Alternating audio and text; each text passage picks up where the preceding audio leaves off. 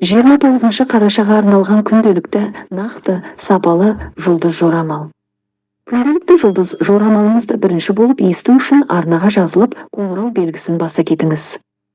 Сонда сіз бірінші болып естисіз. Лайк басып пікір қалдырсаңыз қуанып қаламыз. Тоқты көп нәрсе жақсы жүзеге асады. Айтылғандай, жұлдыздар сұрақтарға тек үстірт жауаптармен шектелмей, ойға бірінші келген шешімдерді қабылдай салмайтын тоқтыларға қолдау көрсетеді. Ыждахаттылық пен қызығушылық танытқандар өте құнды ақпарат ала алады. Ол кейін жұмыс бабында да, жеке қарым-қатынаста да қажет болады. Сенді оқу үшін өте қолайлы болмақ. Сіз бәрін тез меңгеріп, бұрын тым күрделі көрінген нәрселерді де оңай түсініп аласыз. Сондай-ақ дұрыс кеңесшілер мен көмекшілерді таңдай білуіңіз де өз пайдасын тигізеді. Әдетте кейде аңғалдық танытатын тоқтылардың өзі бүгін алғашқы әсерге сене салмайды, кімнің ісі бар екенін жақсырақ білуге тырысады. Қаржы мәселелерінде сақ болған жөн. Бұл әсіресе өз қаражаты ғана емес, отбасы ақшасында басқаратын тоқтыларға қатысты. Оңай бас тартуға болатын заттарға көп ақша жұмсамас бұрын жақсылап ойланыңыз. Торпақ күн сәтті өтеді, себебі сіз бос қиялға берілмей, жағдайды бастан аяқ дұрыс бағалайсыз. Басқалар болашақ туралы қиялданып жүрсе, торпақтар назарын практикалық мәселелерді шешуге аударады. Жетістік бірден келмеуі мүмкін, бірақ сіздің табандылығыңыз бүгінде өз нәтижесін береді. Көп адамға сіздің іскерлігіңіз ұнайды. Қажет кезде алғашқы болып көмек ұсынатын жақындарыңыз. Оларға кеңес үшін де жүгіне аласыз, өте пайдалы ұсыныстар аласыз. Жаңа одақтастар пайда болуы мүмкін, соның ішінде бұрын араласып жүрсе де, тіл табысу қиын болған жандар да бар. Күн бойы жұмысыңыз көп болса да, кешке қызықты шараға баруға, достарға қонаққа немесе романтикалық кездесуге күшіңіз жеткілікті болады. Егіздер күн күрделі болғанымен өте қызықты өтеді. Бұрын пайдасыз деп есептелген қабілеттеріңіз бен білімдеріңіз бүгін нағыз керегіне жарайды. Бұрын сізге сысыға қараған адамдар қателескендерін түсініп, қарым-қатынасты жақсартуға тырысады. Дереу ашылып кетпей, ойланып әрекет еткен жөн, мұндай адамдармен расымен араласқыңыз келе ме, соны таразылаңыз. Қателерді түзету үшін жақсы күн өз қателеріңіздікі болса да, басқалардікі болса да. Бұл бірден нәтижесін бермейді, бірақ соңғы нәтиже соған тұрарлық. Жақындардың біріне көмегіңіз керек болуы мүмкін. Есіңізде болсын, бүгін басқалар үшін жасалған жақсылық өзіңізге де пайдалы болып оралады. Отбасылық кішігірім мәселелер туындауы мүмкін, үй жұмыстары күткеннен көп күш пен уақыт алуы ықтимал, сондықтан қызықты жоспарлар кейінге қалуы мүмкін. Бірақ бұған уайымдаудың қажеті жоқ, бәріне үлгеретін уақыт болады. Шаян не істейтініңізді жоспарлағанда, көптеген істер сіз ойлағаннан күрделі болуы мүмкін екенін ескеріңіз. Сондықтан дайындалуға, істі зерттеп алуға және көмекшілер табуға көбірек уақыт бөлген жөн. Жолға шыққан шаяндар жолда кідірістерге дайын болсын. Бірнеше альтернативті маршрут құрып, құжаттар, ақша және маңызды заттардың бар жоғын қайта тексерген пайдалы. Ұсақ-түйек қиындықтар болуы ықтимал, бірдеңе жоғалады, қажетті ақпарат уақытында келмейді, жоспарланған кездесу кейінге қалады. Және ең бастысы уайымдамау және позитивті көңіл күйді сақтау. Шынымен күн жаман емес, оның екінші жартысында мұны анық сезесіз. Қаржыға қатысты абай болыңыз, әсіресе ірі шығын жоспарланса. Мәміленің барлық талаптары сақталғанына, қажетті құжаттардың бар екеніне көз жеткізіңіз. Қаржылық саладағы немқұрайдылық қымбатқа түсуі мүмкін. Арыстан күн жемісті және жағымды өтеді, әсіресе оны жақсы адамдармен бірге өткізетін арыстандар үшін. Жақындармен тіл табысу оңай, жаңа адамдармен де бірден ортақ тіл табасыз. Бұрын сақтық танытқан адамдар бүгін жылырақ болып, өздері алғаш болып араласуға ұмтылады.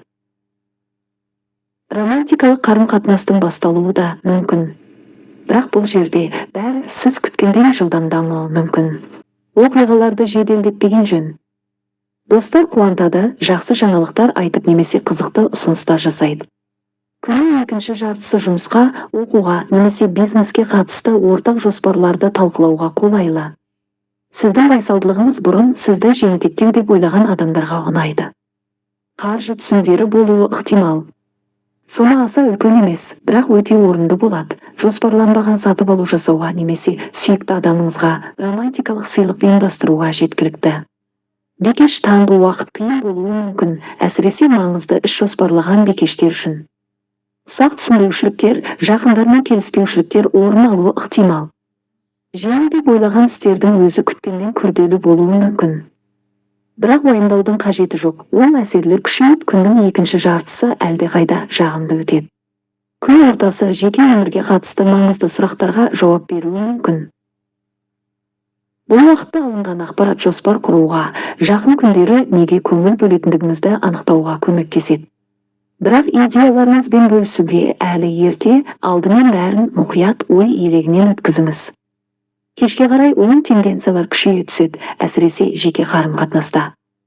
Таңертеңгі келіспеушіліктерді шешіп қана қоймай, бәріне ұнайтын шешім таба аласыз.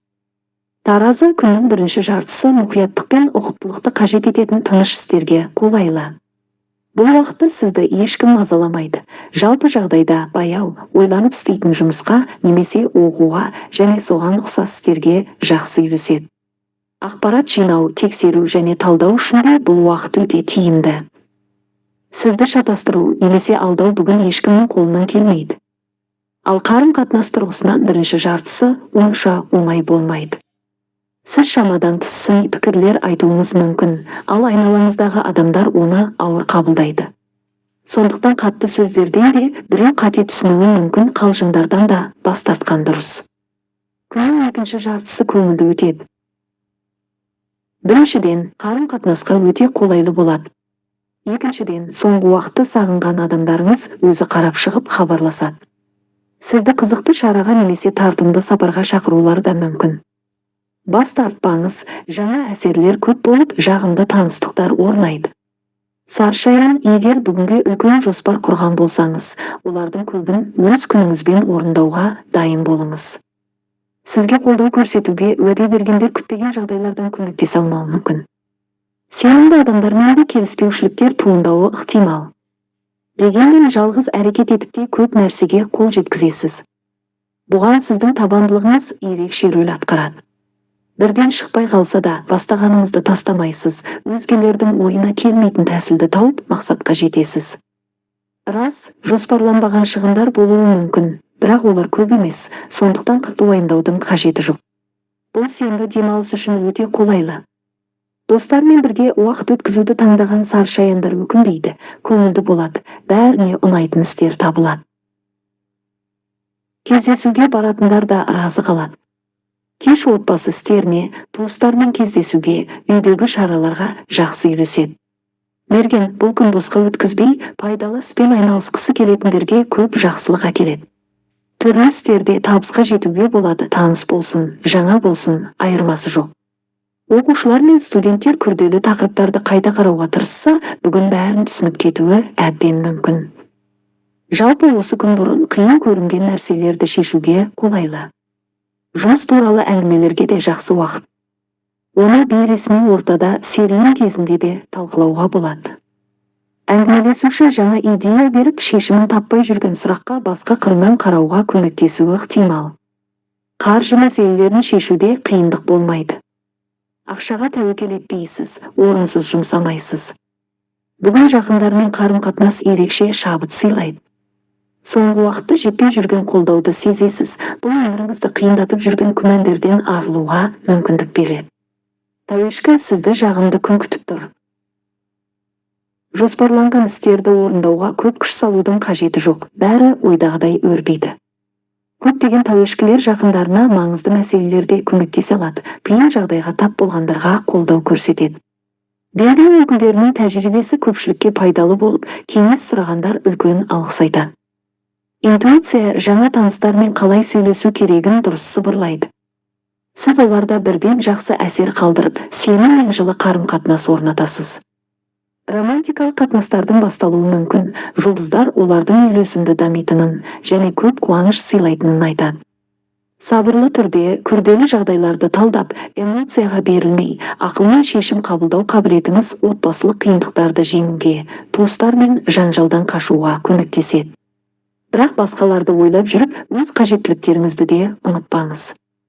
Күннің екінші жартысында шамадан тыс шаршаудан сақ болыңыз, денсаулыққа әсері болуы мүмкін.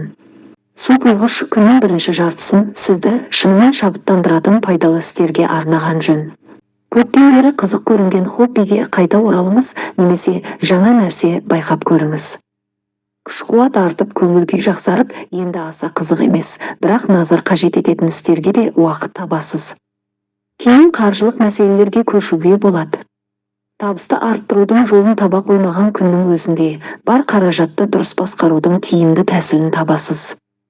Бұл уақыт сатып алулар үшін де қолайлы, әсіресе оларды бұрыннан жоспарлап, бірақ уақыт таппай жүрген болсаңыз. Жас су құйғыштарға достармен уақыт өткізу ерекше қуаныш сыйлайды. Олар көңіл көтеріп қана қоймай, пайдалы кеңестер де береді. Ересектер үшін отбасылық шаралар ұйымдастыруға жақсы уақыт. Туыстармен сөйлесу маңызды мәселелерді келісуге көмектеседі. Балықтар, бұл сенбі жақсы, ештеңе күтпеген балықтарға көптеген жағымды тосын сыйлар әкеледі. Жақсы жаңалықтар мен қызықты ұсыныстар болуы ықтимал, ал кейбір адамдармен кездесулер әрі қуантатын, әрі пайдалы болмақ. Сәтті сәйкестіктерді кездеседі. Солардың арқасында ескі проблемалардың шешімін тауып, немесе өмірді қиындатып жүрген бәсекелестерді қарусыздандыра аласыз. Қаржы мәселелерін реттеу үшін де жақсы күн. Шығындарыңызды талдаңыз, мүмкін маңызды ештеңеден бас тартпай-ақ үнемдеуге болатын нәрселерді табарсыз. Кейбір балықтарға қосымша табыс табу мүмкіндігі беріледі. Алынған қаражат көп болмаса да, жақындарыңызға сыйлық таңдағанда жақсы көмектеседі. Отбасында жағымды оқиғалар, жақындармен қарым-қатынаста оң өзгерістер болуы ықтимал. Кешті туыстарға барып, немесе оларды қонаққа шақырып өткізуге болады. Бірақ бұрын талай рет дау тудырған тақырыптарды қозғамаған дұрыс.